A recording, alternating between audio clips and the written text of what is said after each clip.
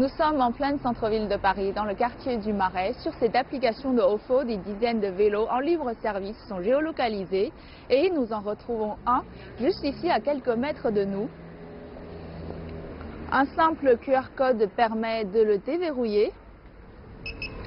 Et hop, c'est parti pour une course à 50 centimes les 20 minutes.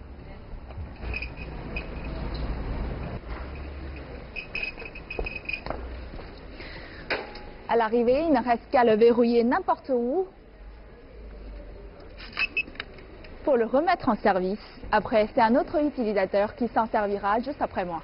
On peut le déposer un peu n'importe où et le récupérer n'importe où et du coup il y en a vraiment partout dans la ville quoi, donc je trouve ça plus pratique.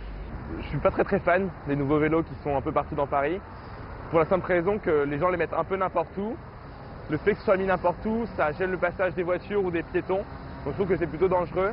Pour éviter l'anarchie sur les trottoirs, la mairie de Paris envisage de mettre en place une redevance pour l'occupation de l'espace public, une mesure jugée trop punitive par les entreprises de vélos sans bornes. Ça peut créer des effets négatifs, ça peut être plus cher pour les clients, ça peut limiter le développement du vélo, ce qui serait dommage. Nous, la manière dont on fonctionne, c'est qu'on a un système de crédit qui permet de faire des incitations pour les clients. Donc en fait, on récompense les clients qui terminent les courses, qui gardent bien le vélo, etc. Et certains comportements, on peut réduire le score de crédit. Des mesures incitatives non seulement dans le parking, mais aussi dans l'utilisation de ces vélos. On travaille pour que ce soit le plus facile possible. Donc on ne demande pas de dépôt.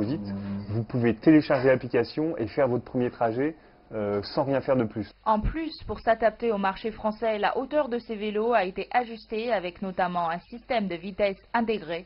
Lancé il y a un mois, Ofo a déployé plus de 10 000 vélos à Paris, une quantité plutôt modeste et prudente par rapport à ses différents concurrents, dont certains sont déjà contraints de se retirer face au vandalisme. On a déjà commencé ce travail opérationnel de maintenance, donc on a beaucoup d'informations qui nous revient de la part des clients et nous on traite cette information sur le terrain pour repositionner des vélos qui seraient mal positionnés ou assurer la maintenance des vélos qui seraient abîmés. D'ici fin janvier, des solutions seront proposées en conseil municipal pour le parking des vélos en ville.